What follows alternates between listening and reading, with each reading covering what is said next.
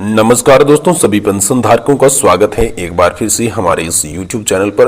दोस्तों, इस समय की पेंशन धारकों को लेकर बहुत ही बड़ी खबर निकलकर सामने आ चुकी है, जिसमें दोस्तों हम बात करेंगे आप सभी EPS 95 पेंशन धारकों की हायर पेंशन के बारे में। जी, बहुत ही बड़ा अपडेट आया है, बड़ी खबर आप सभी की हायर पेंशन को लेकर निकलकर सामने आई है।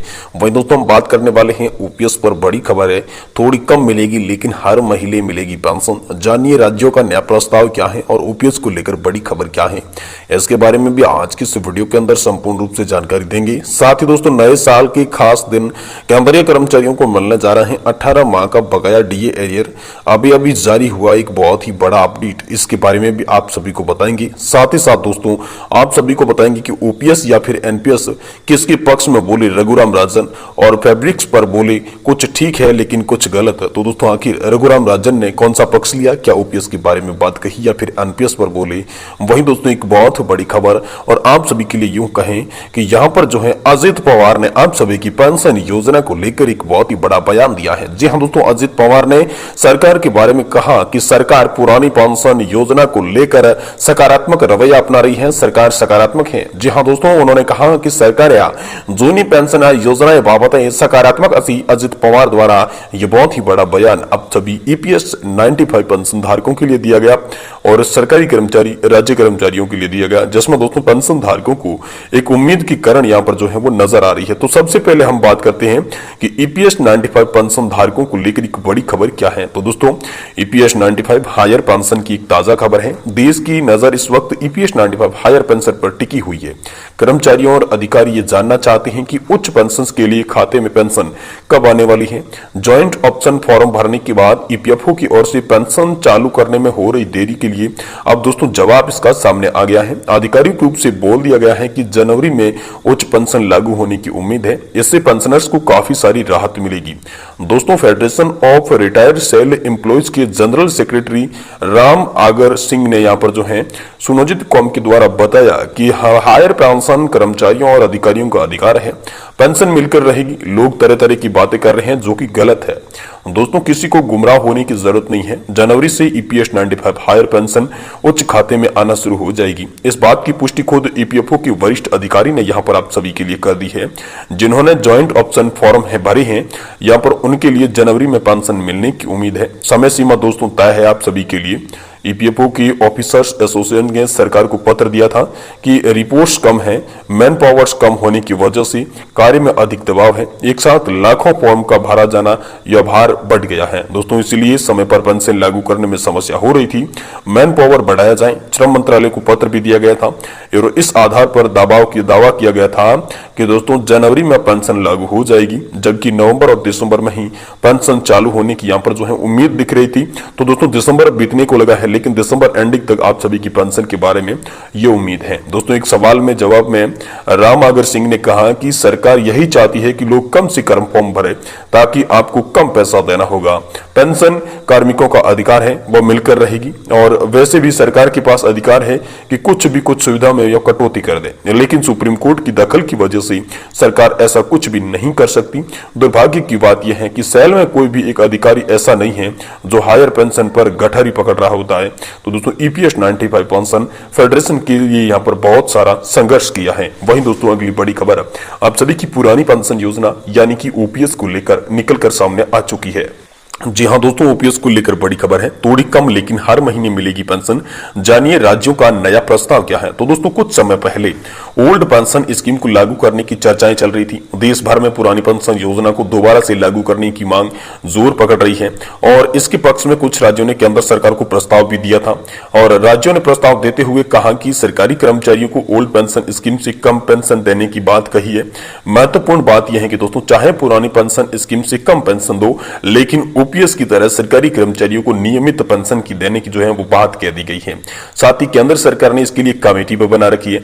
जैसा कि दोस्तों आप सभी को पता होगा कि हाल ही में ओल्ड पेंशन स्कीम को लागू करने के लिए सरकारी कर्मचारियों द्वारा काफी जोर दिया जा रहा था। इसके सुझाव के तौर पर इस निर्णय को लेने के लिए केंद्र सरकार ने वित्त सचिव TB सोमनाथन की अगुवाई में 4 सदस्यीय कमेटी बनाई है और कमेटी दोस्तों ये तय करने वाली है कि मौजूद NPS में कोई बदलाव किया जाना चाहिए या फिर नहीं।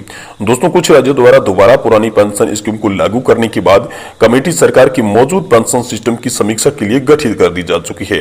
वहीं दोस्तों अगली बड़ी खबर आप सभी के लिए बात करें तो दोस्तों नए साल में खास दिन पर केंद्रीय कर्मचारियों को मिलेगा 18 माह का बकाया डीए एरियर और अभी जारी हुआ आप सभी के लिए बहुत ही बड़ा अपडेट। जी हाँ दोस्तों, बहुत ही बड़ी खबर है आप सभी के बकाया डीए एरियर को लेकर। जी हाँ दोस्तों, नए साल पर केंद्रीय कर्मचारियों को फिर बड़ी खुशखबरी मिलने वाली है, जिसका सभी कर्मचारियों को इंतजार है। तो इंतजार अब खत्म होने वाला है, क्योंकि बकाया राशि केंद्र सरकार कभी भी जारी कर सकती है। आपकी जानकारी के लिए दोस्तों आपको बता दें कि केंद्र सरकार के कर्मचारी और पेंशन भोगियों को कोरोना काल के दौरान रोके गए 18 माह के डीए एरियर का भुगतान को लेकर लंबे समय से मांग हो रही थी, जिससे केंद्र सरकार किसी भी समय घोषित करके सभी कर्मचारियों के खाते में पैसे को भेज सकती है।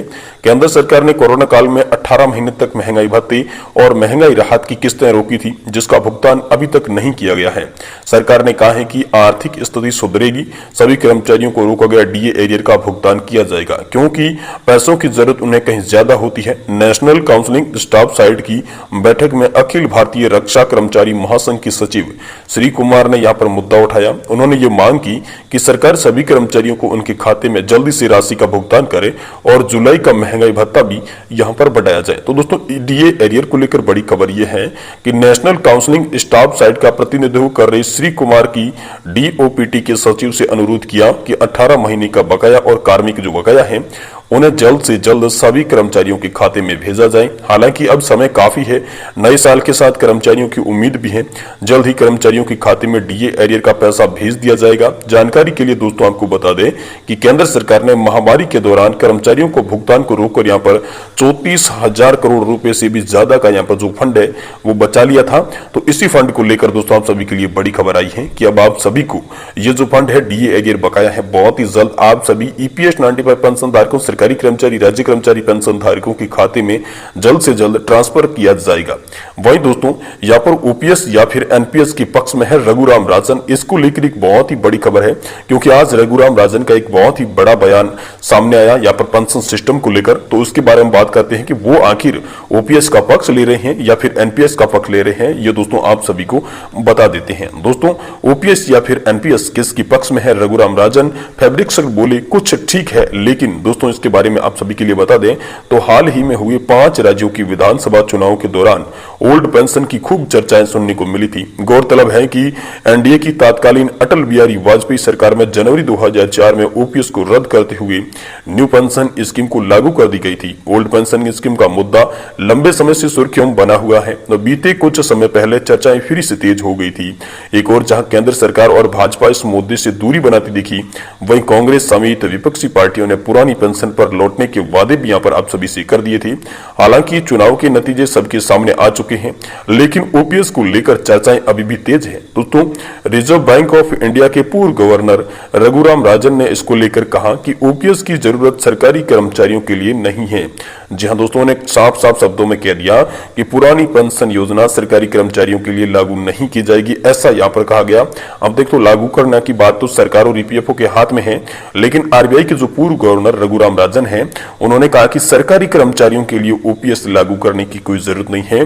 जो ईपीएस 95 पेंशन धारक वो मांग कर रहे हैं पेंशन बढ़ोतरी की, तो पेंशन बढ़ोतरी जरूर कर देनी चाहिए, लेकिन ओपीएस लागू नहीं करनी चाहिए। ऐसा बयान दोस्तों आप सभी के लिए रघुराम जी राजन के द्वारा निकलकर सामने आया है। वहीं दोस्तों यहां पर आप सभी के लिए बात करें तो दिल्ली में चल रहे धरना प्रदर्शन को दोस्तों अब रोक दिया गया है, क्योंकि श्रम मंत्री भूपेंद्र यादव जी ने यहां पर आप सभी के लिए आग्रह किया था कि आप जो है धरना प्रदर्शन रोक दीजिए, संघर्ष रोक दीजिए, हम आपकी संपूर्ण मांगे मंजूर करवाएंगे। और इसके लिए यहाँ पर जो श्रम मंत्री भूपेंद्र जी यादव हैं उन्होंने कहा था, हमने यहाँ पर जो अशोक जी रावत और महासचिव वीरेंद्र सिंह राजावत से चर्चा के बाद कहा था कि हमने मंत्री से यह आश्वासन दिया है कि पेंशन बढ़ाने के लिए जो आपका प्रस्ताव है वो वित्त मंत्रालय को भेजेंगे और इसके बाद आप सभी के लिए निर्णय आ जाएगा।